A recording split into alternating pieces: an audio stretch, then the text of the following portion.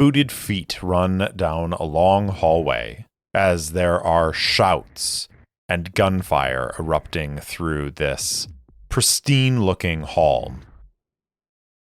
Through the air, an iron sword whistles, and a guard dressed in Hamshal garb clatters to the ground. There's more shouting and more gunfire, and then that blade flashes once more, and another Hamshal guard drops to the ground. We see two figures in this hallway, both wearing the distinctive armor of Forge Spawn hunters, of the Hunters Collective from Clan Verdot. It is Havoc and Vanguard, side by side, making their way down this hallway. They reach the door that those guards were protecting, and Havoc says, "Van, I think this is it." Vanguard nods and says, "Let's get it open." They grab a keycard off of one of the dead guards and swipe it. The light turns green and the door opens. They enter this research lab. And Havoc looks around and she says, "What is all this stuff?" Vanguard says, "Looks like Ascendancy relics. Do you think they were using them in the research?" Vanguard shrugs and says, "I don't know. Our objective's over there." Both of them turn and see an Ascendancy pillar sitting in the middle of this research lab. And there is a small crystal orb that floats above this depression in this pillar. Havoc and Vanguard approach. And a voice says, "Hello, who are you?" The two Forge Spawn hunters look at each other and then at the orb. And Havoc says, "You're coming with us."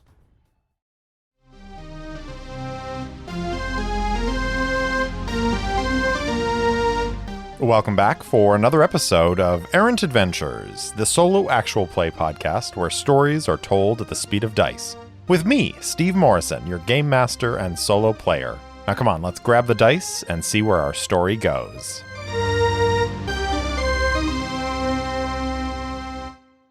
Welcome back for episode 9 of season 3, Cry Havoc.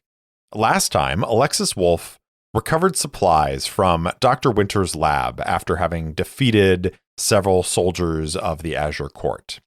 She asked Dr. Winter about the Radiant Council building weapons and learned that the Azure Court was once a benevolent ruler within this sector of Veiled Rest. But the new Azure King in the last few years is far less benevolent and has become more cult-like. The Radiant Council were required to build weapons, and most, including Dr. Winter, went into hiding. Dr. Winter offers Wolfe her shuttle to get off the station and asks her to go to a settlement called Sepulcher to meet a contact called Vagabond and share their troubles here on Scirocco Station. Wolfe tries to convince Dr. Winter to come with her, but the researcher refuses because her other researchers' lives are in danger. Wolfe returns to Raven, and they make it to the cargo bay, board the shuttle, and escape. An Azure Court destroyer is outside the station and scrambles fighters, but Valkyrie and the Dead Reckoning show up, scoop up the shuttle, and jump into the drift. Wolfe and Raven heal and recover on the several-day trip to Sepulcher. And Wolfe reveals who she used to be, a Forge Spawn hunter for the Hunters Collective, who became a high-level operative for Clan Verdot. They arrive at Sepulcher to discover two things: an orbital Ascendancy vault and a fleet of Azure Court ships. As we begin this episode, Wolfe and Raven are staring out the window towards the Ascendancy vault that is orbiting around the Jovian planet of Magonia, as well as the Azure Court fleet. And Raven says, Wolfe, do we need to start charging the E-Drive? Wolfe says, "Don't worry, Raven. Valkyrie's on it. Right, Valkyrie? Yes, Wolfe. I am currently shifting our ship's identity so that we will appear as a Clan Hamshal transport headed to Sepulcher. As long as they don't look too closely and ask too many questions, we should have no trouble arriving on Sepulcher. So we know that our arrival here, we're meant to face a difficult choice because we got a miss on our set a course at the end of last episode. So it can't just be as easy as changing the ship's identity and then flying to Sepulcher. There has to be a choice here. So they begin flying towards the third moon of Magonia, where Sepulcher, the settlement, is located. And then the comm panel activates. And a voice comes through and says, Hamshal Transport, please identify yourself. Raven looks at Wolfe. Wolfe kind of looks at the panel and looks up at the ceiling as if looking at Valkyrie. And Valkyrie says, if I respond, they will know that there is an overseer on this ship. One of you will have to respond. Understood, Valkyrie. What is our ship's current name? Let's roll on a starship name table. We are currently identified as Alara 5. We are transporting iron for shipbuilding purposes to Sepulcher. Wolfe nods and says, okay, I can do this. Just have to lie to them. It's not a problem. She takes a deep breath. Then she activates the comm panel and she says, this is the Alara 5.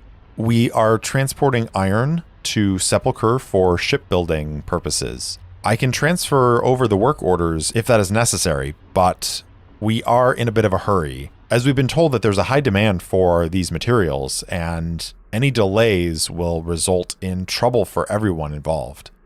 And Wolfe is going to attempt to compel with Shadow. But I think before we do that, I think we are going to roll Secure an Advantage, because I think that Valkyrie is able to actually produce forged documents that would say as much. And so let's roll plus wits for Secure an Advantage. 7 on the action score, 2 3s on the challenge dice. We're starting off with a strong hit and a match. All right, so on a strong hit, I get +2 momentum and I get to add +1 to the next move. And then there is some sort of opportunity here because of the match.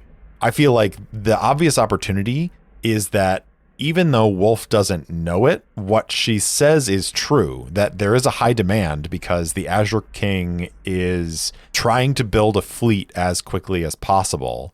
In order for this to work, like they're predisposed to believe her because of that. So I think maybe the opportunity here is that if the compel doesn't quite go as we expect, maybe the consequences of a failure on that compel will be lessened in some way. Like they'll be more lenient, even if the result is, well, we need to, dock and search your ship.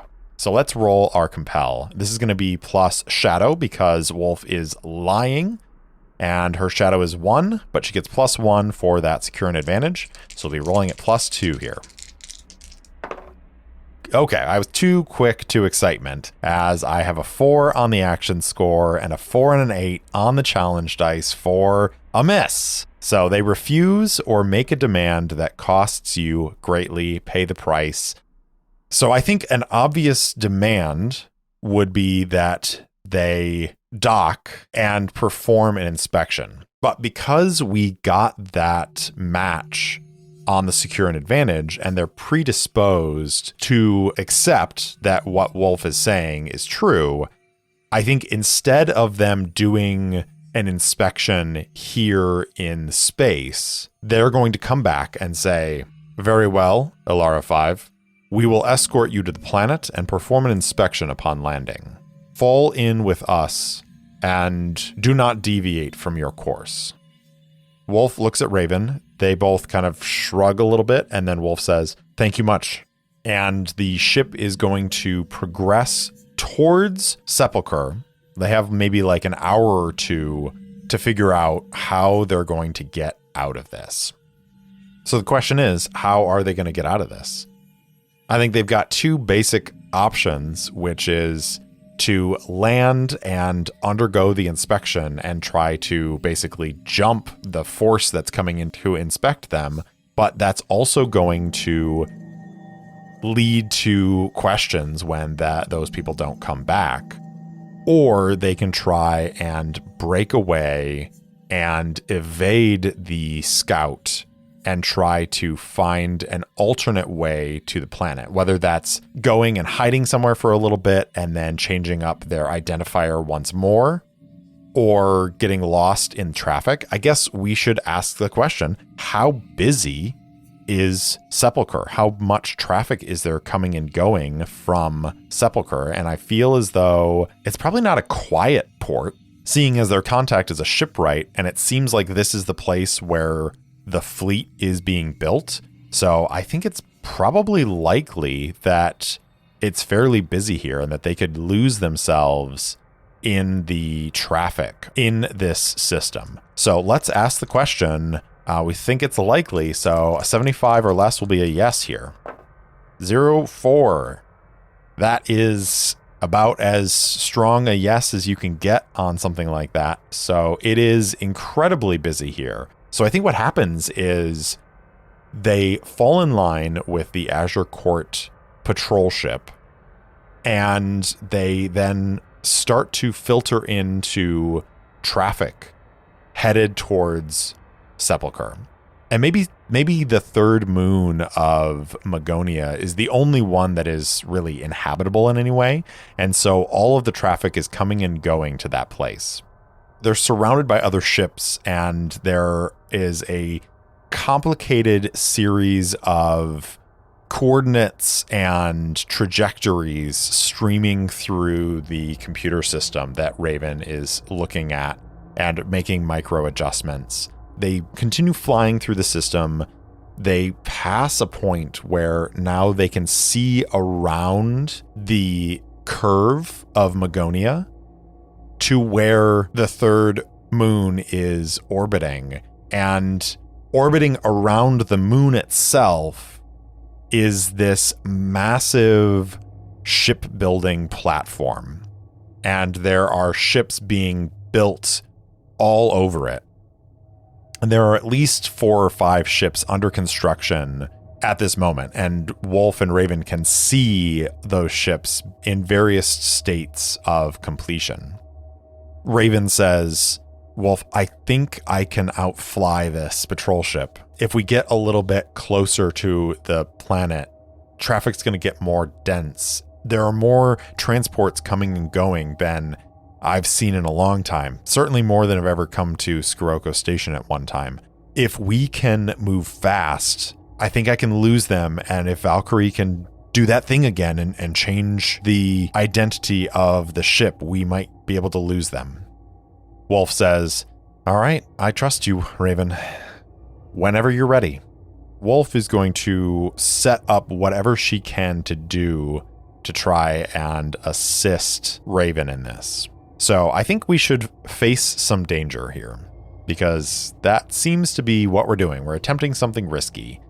And I'm going to say that this is going to be expertise, focus, or observation. Because while Raven is the one who's doing the actual flying, I think what Wolfe is doing is using the scanner to try and feed Raven data of where they should go and like what ships they can duck behind and try to lose themselves in this vast swath of traffic of ships coming and going from Sepulcher.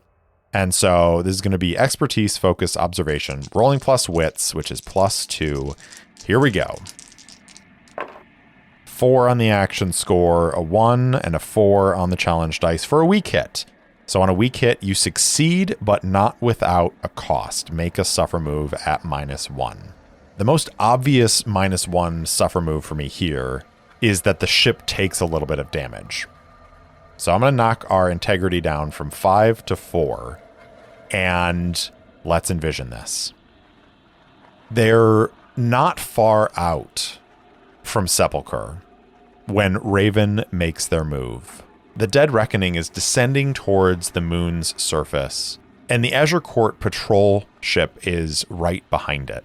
But there is a massive transport that is rising up from the planet and seems to be heading up towards the shipbuilding platform in orbit. And that massive transport is passing right by their trajectory down towards the planet. And so just as the transport is passing by and like rising up past the Dead Reckoning, Raven hits the thrusters and twists the control stick, and the Dead Reckoning springs into action and dips down and around and up past that transport.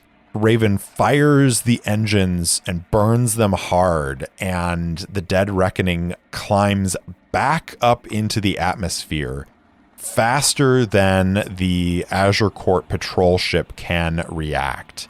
They are soaring up and up. Raven and Wolfe are both pressed back into their seats as the ship is pulling an incredible amount of G's, and they are both straining against the weight of this burn. Alarms are going off. The comm opens up, and the Azure Court patrol captain is calling for them to stop, to cut their engines, and Raven takes the Dead Reckoning back up into space and then cuts back through a small like collection of ships that seem to be traveling together and down, plummeting faster and faster and faster towards the surface outside of Sepulcher. And I think there's some sort of canyon, because of course there is, that they come across, and Raven plummets the Dead Reckoning into that canyon.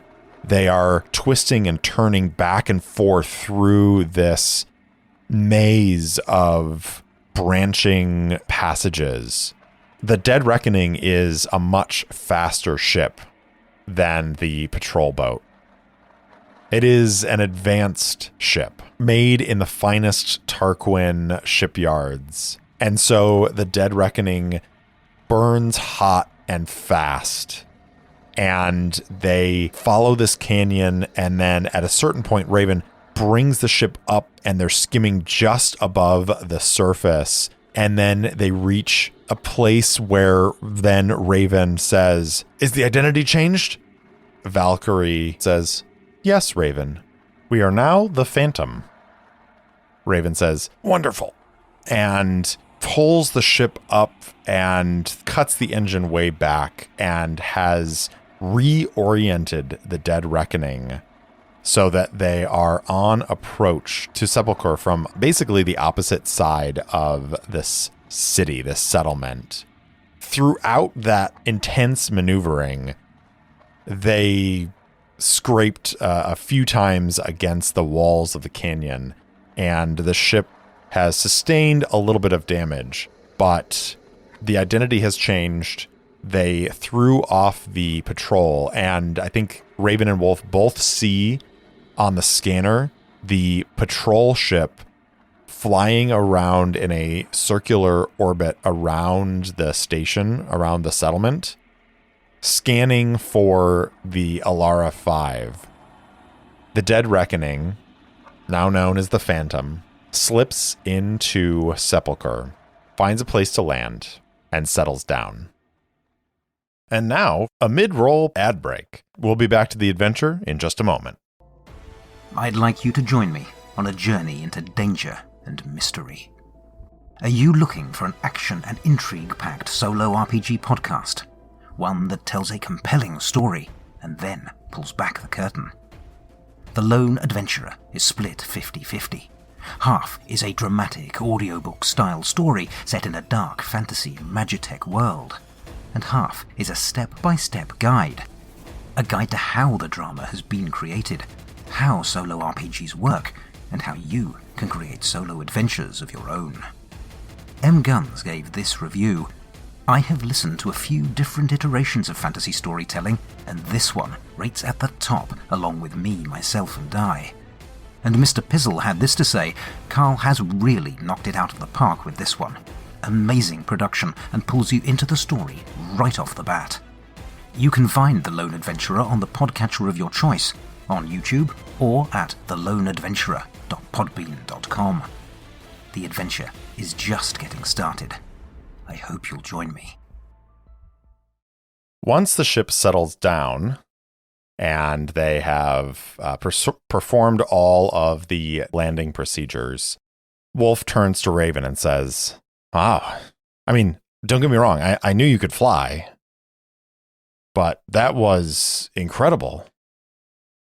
And Raven smiles a little bit and says, "Thanks.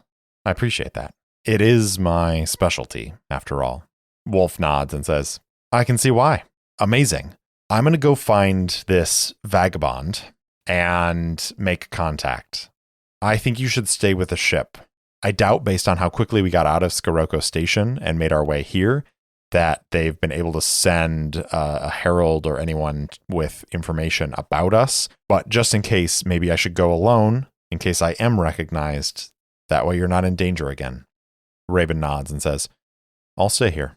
So Wolfe is going to disembark from the ship and head out to find Vagabond. The things that we know about Vagabond are pretty minimal. We know that Vagabond is a contact of Dr. Winter, most likely another member of the Radiant Council. We know that they are a shipbuilder here on Sepulcher. And other than that, we don't know a whole lot. The only other thing that we do know is Dr. Winter told Wolfe that Vagabond liked to hang out at a bar on Sepulcher. And because every good bar needs a name, let's give it a name. And since I don't know what to name it, I will just roll on the settlement name table. Let's see what we get, because that seems like it could be appropriate. Purgatory. That seems about right for a bar on a world called Sepulcher. So Wolfe heads out to Purgatory. Unlike Scirocco Station, Sepulcher is a large settlement. There are hundreds of people living here. And it seems like most of them are packed into Purgatory when Wolfe arrives. There are people dancing on the dance floor. There are people mingling and having drinks, and there are trays of food passing by. Wolfe sees several people with Azure Court heraldry on their clothing. And while Sepulcher is not the capital of Veiled Rest, it is certainly an important place. And there are several members of the Azure Court who hold sway here on Sepulcher. And it seems like some of them are in attendance this evening. As Wolfe approaches and enters, there is a security check.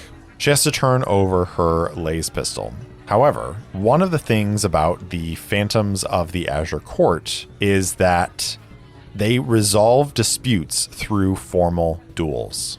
So Wolfe has to surrender her laser pistol, but is allowed to keep her sword. And she notices that there are many people within this bar that are carrying swords and other melee weapons strapped to their hips. And in fact, as she's walking in, there's a bit of a commotion off to her right, and she sees somebody walk over and slap another with a glove, and suddenly this group of 4 proceeds outside of the bar, and she can barely see as she is passing through the security that they are preparing to fight a duel on the street. Wolfe enters Purgatory and approaches the bar. She sits down. The bartender comes over and says, "What are you looking for tonight?" Wolfe orders a drink, whiskey, neat. And then she says, I'm also looking for a friend. Goes by the call sign Vagabond. The bartender looks at her and says, what, do you think I know everyone in Sepulcher? Look, I know I'm a bartender, but that's not how it works. Wolfe smiles and pulls out a few pieces of currency and slides them across the bar and says, I've been in many bars, and I do know how it works. If you were to know this vagabond or know somebody who might know them, I would very much like to speak with them. He looks down at the currency. I think they're probably like small iron ingots that are stamped with various clan symbols. He looks down at them, scoops them off the bar, and then wanders off. And Wolfe is attempting to gather some information, I think. So let's roll it up. Rolling plus wits. 6 for the action score. 5 and a 4 on the challenge dice for a strong hit. Discover something helpful and specific. The path you must follow or action you must take to make progress is made clear. Envision what you learn, then take +2 momentum. So our momentum moves up to 6. I think he scoops the currency off the bar, looks thoughtful, walks away. Wolfe follows his progress with her eyes while she's sipping on her whiskey. And after a few minutes, he comes back and he drops a small clay tab onto the bar that appears to have been stamped. And it has a room number. She palms it, nods to him and says, thank you. And then finishes her drink. She looks around and she sees that there's a hallway in the back of the bar that leads away from the dance floor. And there seems to be a set of stairs in the back there. And so she heads in that direction, leaves the bar behind, and makes her way upstairs. She can still feel the thumping of the music underneath her feet as she arrives on the second floor and finds the room number stamped on that tab. She looks around for a moment and then she knocks on the door. It's not a sliding door. It's actually a door with a handle. And the handle turns and opens into what, for all intents and purposes, looks like an empty room. Wolfe takes a breath, hand surreptitiously brushing the pommel of her iron blade, and she steps into the room. The door closes behind her, and she hears the distinctive whine of a laser pistol charging up. And a voice says, I don't know who you are or what you want, but you better speak quickly if you want to keep your brains intact. Wolfe remains perfectly still and says, are you Vagabond? The voice says, who are you? What do you want? If you don't give me the right answer, I will shoot you. Wolfe nods and says, I hear on the right night seeing a quasar can make you fall in love. Almost instantly, the person exhales, and that distinctive whine of the laser pistol powering up dissipates.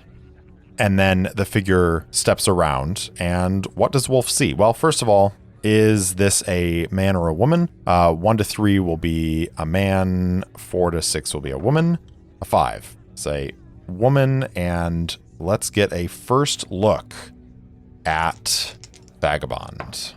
48, ill-equipped. So I think she's wearing like a mechanic's outfit, the like overalls that are like tied around her waist, and she's holding a laser pistol, but it is an old model, maybe 50 years old. Other than that, she doesn't seem to have anything on her. She looks at Wolfe and says, who sent you? Wolfe says, Dr. Yelena Winter sent me. She's in trouble, and so are the people of Sirocco Station, which is where she's been hiding out. She sent me to find you because she thought that you might be able to help. Can you help? Vagabond shoves the pistol into the waistband of her overalls and crosses her arms and almost seems to like fold in on herself. And she says, Yelena, I didn't think I'd ever hear from her again. What kind of trouble? Wolfe explains. And Vagabond says, yeah, makes sense. The Azure Court's really been pushing to build ships. We've been working double shifts trying to get all of those ships completed. The Azure King, I don't know what he's doing, but he's got a plan. How can this shipbuilder on Sepulcher help Dr. Winter escape from the clutches of the phantoms of the Azure Court and also help Scirocco Station? It stands to reason that if the Azure Court were once benevolent and have now become less than benevolent, that there are probably people other than the Radiant Council who do not like this change in power. Maybe there's even members of the Azure Court themselves who do not like the changes that the new Azure King has brought to the organization. Could Vagabond be tied to some faction that is in the process of rebelling against the Azure Court? That would make sense why Dr. Winter would send Wolfe to meet with Vagabond, because Vagabond might be able to get her in contact with someone who could have the resources and maybe even the forces to show up on Scirocco Station and oust the Azure Court occupation. Okay, so I think this is going to be another faction within the Azure Court. So what kind of faction is it? 98 is a fringe group, band of outlaws, outcasts, or rogues. Thank you, Dice, for agreeing with me. What kind of influence do they have?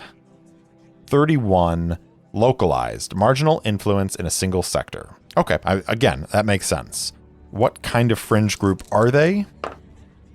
95, smugglers. It's a group of smugglers. And what is their project? 34, give aid to a faction. Huh, that's perfect. We have this group of smugglers who want to give aid to a faction, probably in this case the Radiant Council, against the Azure Court. Let's name this faction, because this is fun. 75 is going to be affiliation of the legacy identity. The name of the smuggler group is Syndicate of the Infinite Ravens. Syndicate of the Infinite Ravens. Vagabond says, yeah, I can help. I've been in contact with some people. They call themselves the Syndicate of the Infinite Ravens, and they're smugglers. I'm not sure who their leader is, but from my contacts and what I've heard, their leader was once a prominent member of the Azure Court. And when the new Azure King came in, he cut off some of the supplies of this individual, and they were forced to shift their interests to smuggling. I think they were a fuel magnet or something like that in Veiled Rest, because a lot of the fuel sources have been diverted to the Azure King's project. Wolfe nods and says, Scirocco Station has not received a fuel shipment in months. Yeah, many of those shipments are coming here, and they're being sent to the ships that we're turning out. And we're turning out ships faster than we ever have before. And look, our shipbuilding is not like the Tarquins, but we take pride in our work here, and we're being forced to make compromises. It's almost as though the Azure King wants quantity over quality. And because of that, we're seeing a lot of resources being diverted here. More people have come in, and I don't know that all of them actually know how to work on building a ship. They're just being used for their labor. But the Syndicate, they may be able to help you, and I can put you in contact with one of them if you'd like. Wolfe says, that's why I'm here. I'm here for help. Vagabond nods and says, okay, I'll set it up. Wolfe says, when you have the time and place, contact me. And she gives her comm frequency. Right before Wolfe leaves, Vagabond says, how is Yelena? Is she okay? And Wolfe looks back and says, she's smart and determined. And I've only known her for like a week and a half. So I'm sure she'll be just fine and she'll come through this. When I go back, I'll make sure to tell her how helpful you were. This smaller woman who's half hugging herself offers a little smile at that. And Wolfe leaves. About 4 hours later, Wolfe receives a comm from Vagabond with a location. When she arrives at that location, she discovers a small jazz club, and she walks in. She gives the information that Vagabond told her to give, and she is ushered into the back room of this club. Sitting in a chair at a table, smoking a large cigar and drinking whiskey out of a crystal tumbler, is this grim-looking man with scars on his face. His skin is tanned, and he looks to be carrying a decent amount of muscle underneath his clothing, which is fairly nondescript. Whatever passes as a suit in this section of the forge. Wolfe walks in and he stands and with the cigar in one hand gestures towards a seat. Says, "You want a drink?" Wolfe nods, says, "If you're offering." "Yeah, no problem. Help yourself." And gestures to a decanter of whiskey. Wolfe crosses to that small little table, pours herself a measured amount, turns and says, "So, I'm Havoc. Who are you?" He looks her up and down and says, "I've heard that name before. Pretty sure the person is dead. You shouldn't be taking names that aren't yours." Wolfe flicks back her coat, revealing the iron blade, and she says, "Do you want to test whether or not I speak the truth?" He leans back and goes, "All right, maybe you are Havoc. Stories I've heard, I wouldn't want to take that test. Look, I'm not here to judge whether you are some Hunters Collective lapdog or not. I have it on good authority from a friend of mine that you're looking for help. We love to provide help to interested parties who are opposed to the Azure Court." "You're opposed to the Azure Court, right?" Wolfe says, "I am, as are my associates, the Radiant Council. I believe you've heard of them." "Oh yes, I've heard of the Radiant Council. The name's Quickdraw. Like you, I have a reputation. As an agent of the Syndicate of Infinite Ravens, I'm happy to offer you some help, but as I'm sure you are aware, help in the Forge is rarely free." Wolfe nods and says, "What do you want?" "Well, if you are who you say you are, this shouldn't be a problem for you. Maybe on your way in you noticed there's an Ascendancy vault hovering up there in orbit around Magonia?" "What about it?" "Well, there's something on it that I need. And if you want help from me, I'm gonna need some help getting it. What do you say, Havoc? Sound like fun?" Thanks for listening to Errant Adventures, and thanks so much to Syrinscape for the lovely ambient sounds and music throughout the episode. If you enjoyed the show, please spread the word, and if you want to support the show directly, leave me a review or buy me a coffee at ko-fi.com/errantadventures. If you want to interact with me, I'm at Errant Solo Pod on Twitter and Instagram, or you can email me at errantsolopod@gmail.com. I also post campaign-related materials on my website, errantadventurespod.com. Thanks again for listening, and I'll see you next time.